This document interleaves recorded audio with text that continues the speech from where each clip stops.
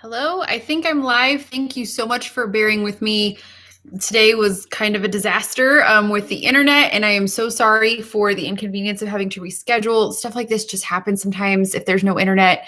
Um, I can't broadcast live to you guys from like a coffee shop because I would disturb everybody else in there. And my state is going back to very limited openings because here in Colorado, we're having some trouble with COVID. And so unfortunately, I'm stuck with just waiting till things get fixed here. I did try to go to a friend's house, could not get YouTube to work. I tried everything, but it looks like I'm live now. If there are any problems now, I was told there could be a little bit of lagging.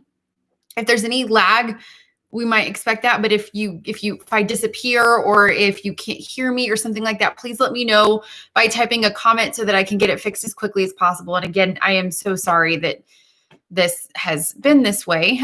It's just a bummer. So anyway, I thank you for tuning in anyway. And I'm so sorry about the just craziness with not being able to connect this morning, but hopefully this will never happen again. I'm here now. I don't know if it's related to, we also have some crazy fires here in Colorado. A friend sent me a picture of we've had the sky is filled with smoke, raining ash. It's been that way for about 6 weeks. The fires have been there longer, but it's been getting worse and worse. And then today, a friend sent a picture of an actual, like you can see mountains of actual flames here in Colorado. So I'm not sure if that's affecting the internet or what it could be, but I'm glad to be talking to you now. I hope you all got the workbook pages and the menu that I posted because we are going to be going through the workbook pages today. I did switch things up a little bit from previous boot camps. If you've been with me before, this boot camp is, thank you, Amanda.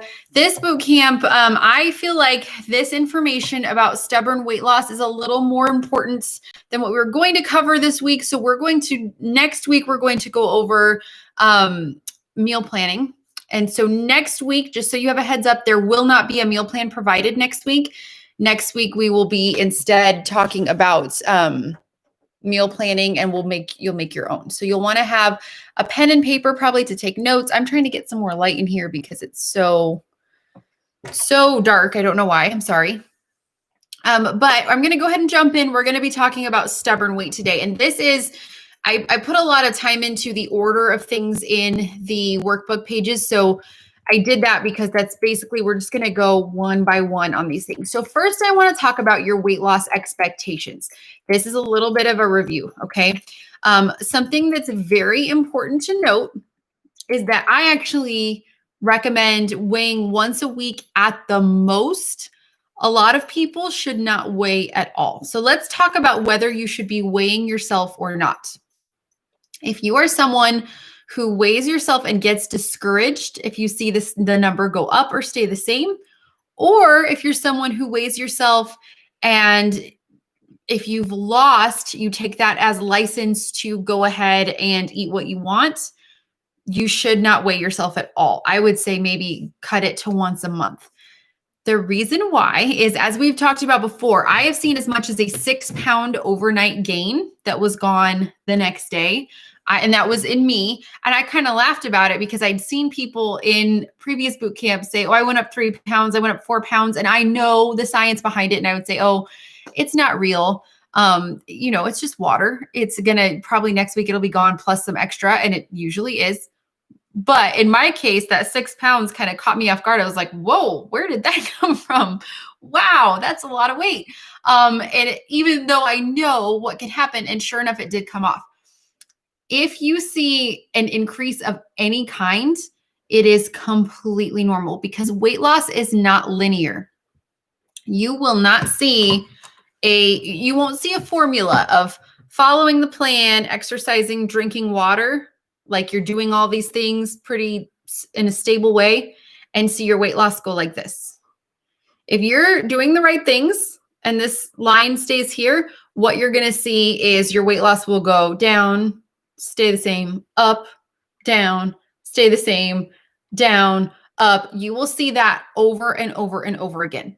If you know to expect that, if you know that you're going to get on the scale, the number might be higher. That's okay. It's probably just water. Happens to all of us. I will even tell you, and okay, I'm saying this, but I want you all to take it very seriously that I am not discouraging e-meals because you need them. Okay. The day after I have an E, traditionally, I see my weight go up a pound or two the day after. That's only because your body holds on to water when you eat carbs. I never worry about it, but it happens every time, even if I have just one e-meal or snack. Now, I have worked with enough people to see that a lot of times when you have, well, every time, if you skip your e-meals, your weight might go down a little bit, but then it will plateau and then you will stop losing. I have seen that over and over and over and over again. It's not scientific, it's just my observation. But THM has made some scientific notes about why that happens. You have to have the e-meals. In fact, I, like Pearl and a lot of other people, eat upwards of 12 E's in a week. And now I have crossovers, but when I was in weight loss mode, that's something that pushed me really into weight loss mode, was having more E's. And we'll talk more about that a little bit later today. But my point is, if you have an E, even if you don't, but if you have an E, I just expect that I actually don't weigh after I have E's anymore, because I know that water retention is going to get me, but then the water comes off, the water weight comes off plus some extra. So it's worth it to have the E's, but you have to be aware that that could happen. It'll come off plus more. So keep that in mind. And if you at all ever are feeling like you're discouraged by weighing, don't weigh, just measure. Just something to keep in mind. If you're weighing and measuring and nothing's happening, it could be that we need to make some of the adjustments we're talking about today, but some people need to heal. Their bodies need to heal before weight will come off. Pearl was on, when she was developing the plan, she went 2 months with no weight loss. I, in the past, have gone a year with no weight loss. I did have some things going on I should have been tested for. Had I done that, I would have known sooner what the problem was. But my body lost when I was ready. And my doctor did tell me that my weight would have gone up and up and up if I had not followed THM during that time, because I had some cortisol problems. There's a lot of different reasons that your body can hold on to weight. So when we're talking about this, I want you to keep your expectations, just so you know your body may need to heal. You may not lose quickly. You may, and people who do lose quickly usually stop losing for a while, maybe even a month, and then they start again. There are all kinds of reasons for your body to do all kinds of things. What's important is that you are trusting the process, that you are doing all of the things that you can to make it as easy as possible for your body to lose weight, that you not get stressed, because stress can raise those cortisol levels too, and then you can have additional problems trying to lose weight. And that you remember that weight loss is not linear. It's not going to be a straight line down ever. I have not met a single person. And since I've become a THM coach, gosh, it's been 2.5 years maybe. I started right when they opened the program. I've networked with other diet coaches. I've worked with other professionals. I've worked with certified nutritionists. I've worked with all kinds of people. And what I've found is that they say the same thing. They've never seen someone go straight down in weight loss. It's always, from all of our collective experience, a process of dropping a little, staying the same, going up, dropping, staying the same. Everybody does it.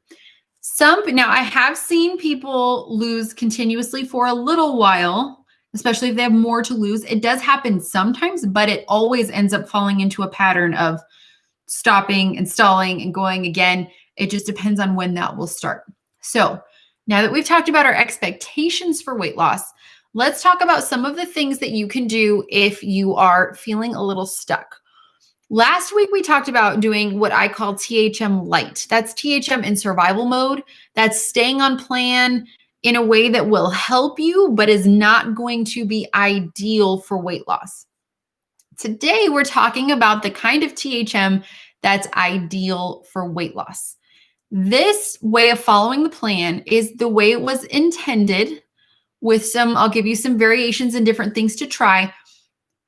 If you apply all of these things, these are the things that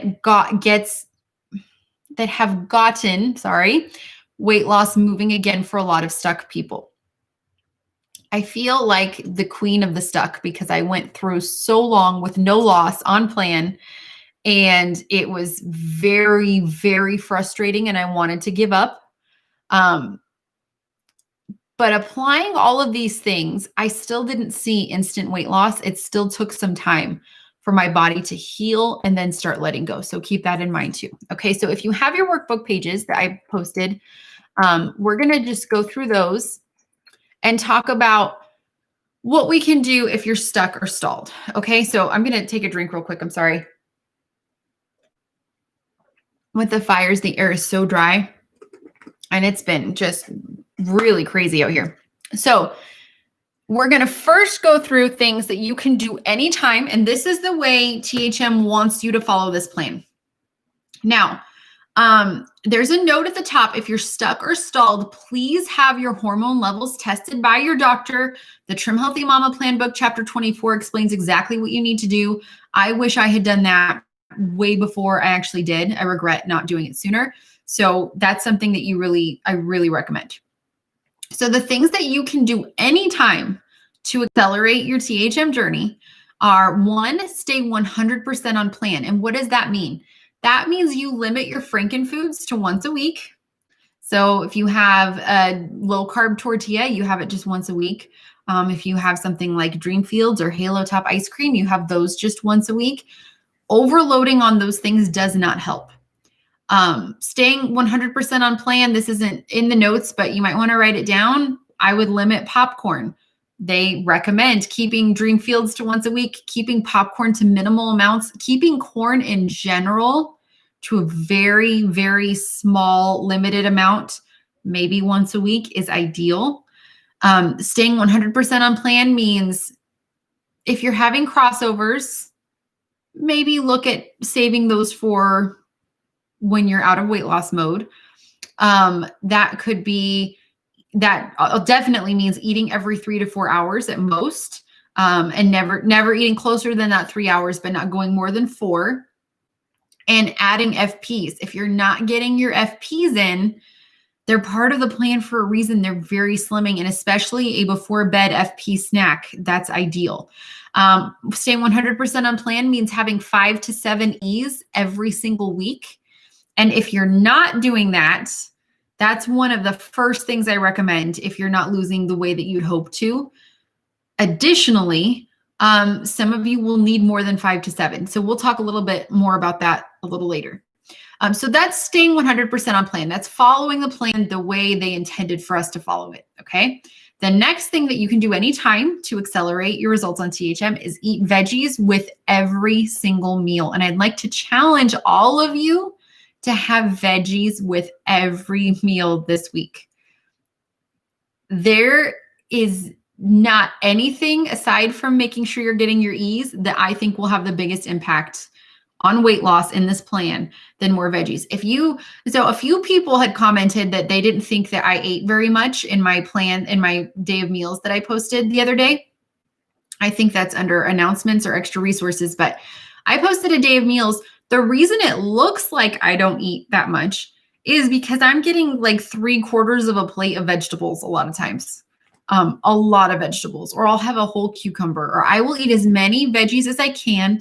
Then I eat the rest of my meal. That means the more vegetables I eat, the less heavy creams and dairy and cheese or baked products that I'm eating. I'm just eating more veggies and less of that other stuff. I am never hungry on this plan. I mean, I get hungry when it's time to eat again, but I'm always full, but I'm full of good stuff. And okra is fantastic because okra just has so many slimming, phenomenal benefits. So the more veggies you can get, the better. Now let's talk about how to get veggies in. I'll give you an example. So or a few examples. So for breakfast, let's say I have a breakfast casserole, I can throw veggies in there. But my favorite breakfast that I eat a lot is I will take a zucchini and I'll dice it into small pieces. And then I'll take 2 cloves of garlic and mince those, and a little 8-ounce carton of mushrooms, and I chop those.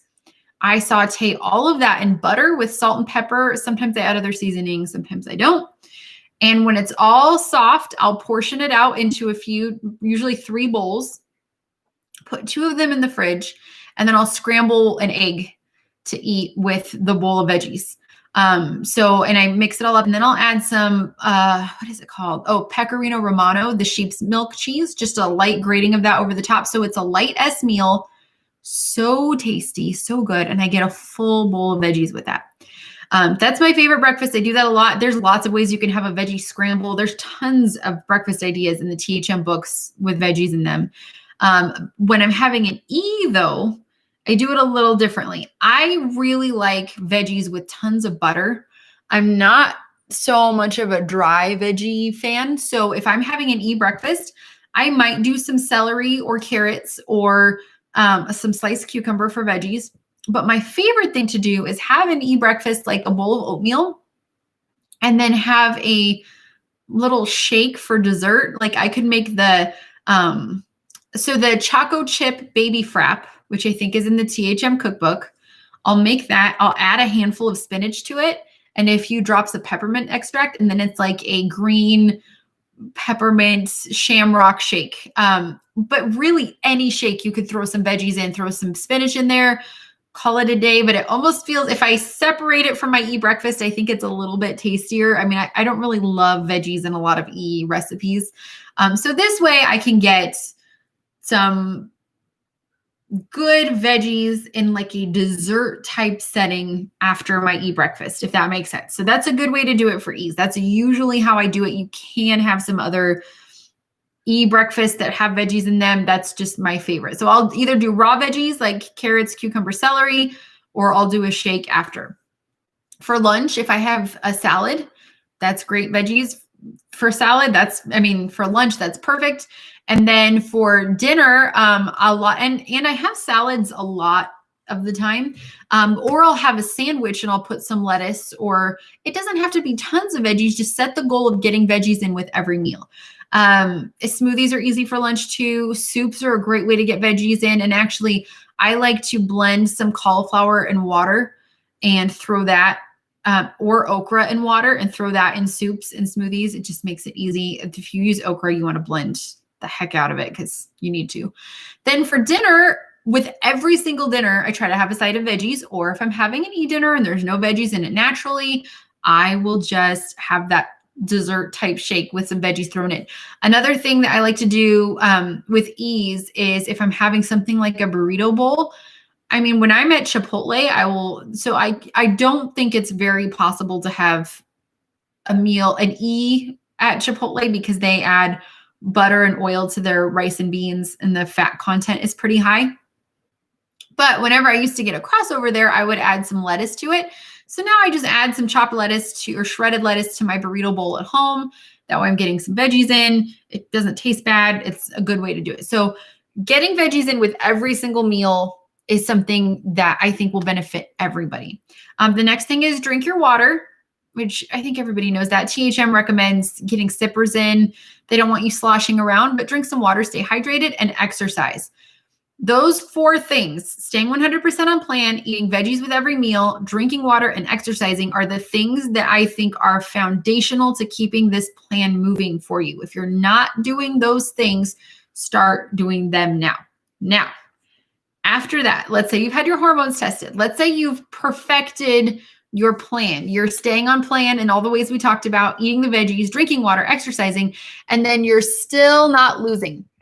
Here are things you can do one at a time to help your results with THM. Now, with these focus areas, these one at a time kinds of things, you need to Give them each time to work. I don't want you to do all of these at once because they will all affect everybody differently. And it's important to see which things are most beneficial. This first one is something that could probably go in the other category of focus areas to add anytime. I'm okay with you doing this one starting today if you want. And that is alternate your carb sources. One of the things that I see frequently when someone comes to me who's stalled, if I look at a week of their food journals, I will see that they are, well, an example would be, I'll use myself as an example. At one point, I was eating brown rice every day for my E. If I stalled and I was looking at my food journal, I would right away catch that and say, brown rice every day, we need to get some variety in there. There are lots of E foods. We tend to choose a favorite E food and stick with it. What I would prefer for you to do, and sometimes this really gets the weight loss gears turning, is to take the list of carb sources in that building blocks document and just go down the list. And as you're choosing your E food for the day or meal planning or, getting that in, I would just run down the list. So that would be like, maybe Monday is, let me pull up the list here for E. Okay. E fuel sources. 2 slices of sprouted or traditionally soured whole grain or dark rye bread. So let's say I have 2 slices of sprouted bread Monday. Next day on Tuesday, I have 1 1/4 cups of oatmeal. Wednesday, I have 3/4 of a cup of quinoa. Next day is 3/4 of a cup of brown rice. The next day I have a sweet potato. The day after that, I have beans. Then they give you some serving sizes here. So like 1 1/2 cups of beans. And then the next day I have fruits. And then I go back to the top of the list and cycle through them again. I do see better results from people who alternate their fuel sources than from people who don't.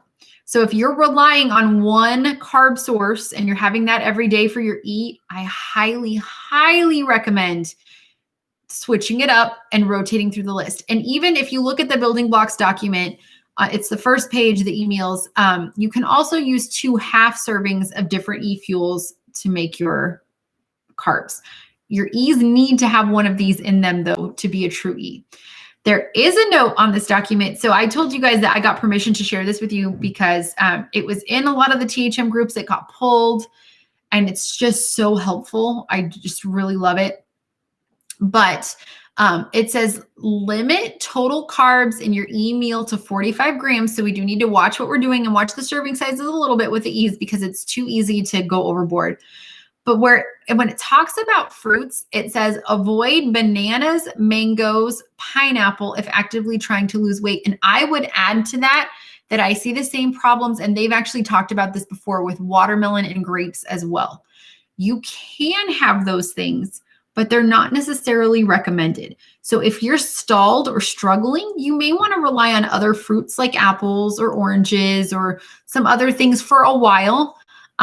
Or just keep the mangoes, pineapple, bananas, watermelon, and grapes to smaller servings or just a little bit from time to time. Eat them in moderation for your ease. So rotating through those carb sources will be definitely something I recommend. And that's something that you could do a little sooner than trying one at a time.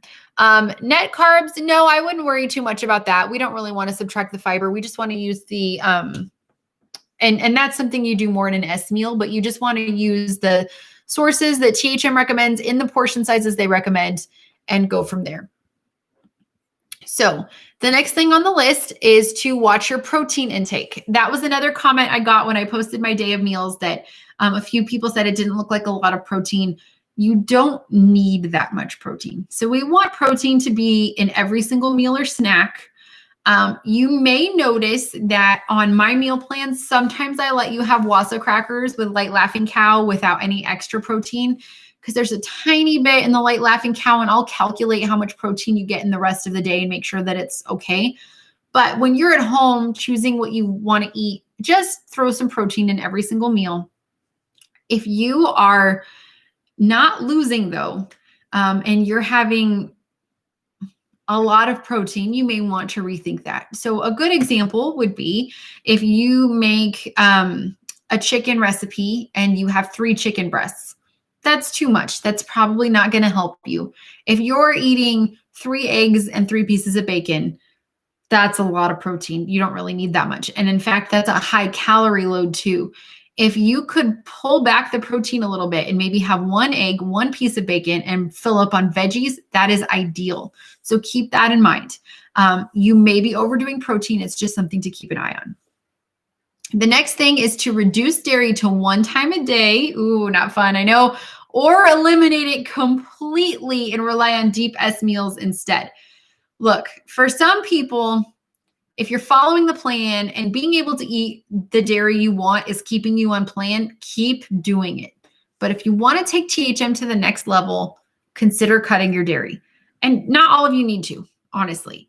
But for some people, dairy causes a lot of inflammation in your body, and it can make it more challenging for your body to let go of weight. So just keep in mind, if you're struggling, reducing dairy or eliminating it completely can make a big difference. I feel like that's something that made a huge difference for me when I was stuck. When I cut out all dairy, that's when things really started going faster for me. And of course, I can't guarantee that anything's going to happen for you, but sometimes it's worth a try. And I actually suspected that I had a sensitivity I didn't know about. When I cut dairy, I felt so much better, and I was so surprised. It might be worth a try. And if you're having less dairy, you're probably having more veggies or other things that are good for you. So that's something to keep in mind. The next thing to try is full days of fuels. 1 solid day of each fuel per week. So that would be like maybe Monday is your S day, Tuesday is your E day, and Wednesday is your FP day. And then you go back to freestyling the day after. That's just a little trick that I've seen help quite a few people. And it also helps you get a little more used to the fuels. It helps you see, like, especially on the FP day, a lot of people discover, okay, FP breakfasts aren't the best for me. I need to have those later in the day. Or some people don't do well with e-breakfasts, especially people with blood sugar issues. So it kind of lets you learn a little bit more about how each fuel type affects your body. And, or you could do a mini fuel cycle. And I typed that out for you on the last page of the workbook. And it's breakfast and lunch are deep S. Then an afternoon snack and evening meal are a fuel pull to force your body into adipose burning. And then I want you to have an e-breakfast the day after the mini fuel cycle because your body needs it. So that's the next thing you can try is a mini fuel cycle day. It's kind of fun. I actually really like it. And if you need an FP recipe suggestion, the butterfly wings cake from the THM cookbook is one of my favorite FP recipes of all time. That and the collagen berry whip, which I think is in Trim Healthy Table, are both delicious. Highly recommend both of them, and you don't feel deprived, and they're very filling. So those are good options. The next thing on the list is to try a Stubborn Losers menu. And I made one for you guys and put it, that's the menu for this week. I have to say, if you're hungry on this one, you can add a little bit more protein. Also, I put a little bit of dairy in this menu. So it's kind of like a Stubborn Losers-ish menu because I don't want you to struggle so much with it. A lot of you don't need a Stubborn Losers menu, but this kind of just gives you an introduction into more veggies and making it work and getting some of the Stubborn Losers principles without going all in on quitting dairy. So there is a little bit of dairy. A true Stubborn Losers menu wouldn't have any dairy in it. I just kind of made it more of a transitional menu for you. So give that a try, see what you think. And then the last thing is to try a fuel cycle. And you can only really try a fuel cycle if you've gone about 3 months completely on plan. It's ideal if you've gone 3 months and you're not losing weight to try a fuel cycle, then it's something that can really help. A note about the fuel cycle. If you decide to do a fuel cycle, I want to say rarely, maybe half the time I see weight loss during the fuel cycle. Most of the time I see it after. So if you're going to all of the effort and trouble for a fuel cycle and you get halfway through and you're not losing anything, some people are going to feel pretty discouraged. Some people are going to do well. So with your fuel cycle, just if you decide to do one, if you get to that point, just keep in mind you might not see any benefits necessarily while you're doing it. They may come later. So and I do have at the wellplannedkitchen.com, I have some fuel cycle menus and shopping lists and things like that. So those are the steps that you would take if you're a stubborn loser or if you're not and you just need to make some adjustments. The other note that I have for you guys is it is time. I can't talk today. I'm so sorry. It is time for phone calls. So how the phone calls work is later today, probably tonight, I will be posting a link to my calendar where you can schedule a call for phone calls. Why? I can't talk today. I'm so sorry. Schedule a time for phone calls. And when you schedule your time, it's a 10-minute call. It's going to ask you what you want to talk about. And before we talk, I'm going to be going through my notes that I have on you and things like that. But I do have some requests, and I'll put this in the description too. Sometimes it's hard to remember when you schedule an appointment. The problem is I block out days for these phone calls, and I will be on the phone usually from morning to late at night or late in the evening. Usually the evening appointments go first. So hopefully there will be some available for you guys if you need them at that time. But if someone doesn't answer when I call them, you put your phone number in and I give you a call. If you don't answer when I call you, I usually by that point will have a list of like 3 or 4 other people who haven't answered. So I'll go through my list and try to start calling people back top to bottom. It makes it a little challenging to get a hold of you. And sometimes I can't. And if I've tried to call you and I can't reach you, sometimes I have to move on to the next person. And I hate doing that. I want to make sure I connect with each one of you. So if you make your appointment, please just make a note to answer the call. And if it goes straight to voicemail when I call you, I will usually call back again right away because sometimes I know phones just do that. But if I call and it rings and rings and rings and I leave a message, I'll probably go to the next person. I'll just assume you're busy and didn't answer. It just really keeps things moving smoothly and helps me get to everybody if you can answer when I call. So that's just my request. If you make an appointment, please make sure you answer. And if you need to change it, that's totally fine. You can cancel your appointment through the system I use and schedule a new one. Absolutely okay. I just ask that you give me a couple hours before, if you have to cancel, let me know a couple of hours ahead of time so that someone else can take your spot. Because sometimes it is hard for people to find times that work for them with their work schedules and stuff. And if you don't mind doing that, it just helps out a lot. So you'll get that link later today. And I think that's about all we've got. And I'm excited to see if you guys will try some of these stubborn losers things and see what happens. But I do want you all working on that focus area section first for the things you can implement now. And we'll move forward from there. And if you're trying these things through the end of boot camp and you're still not seeing results, we can talk more, but I really think a lot of these things will help. So I hope you all have a great day and I will talk to you soon. Bye.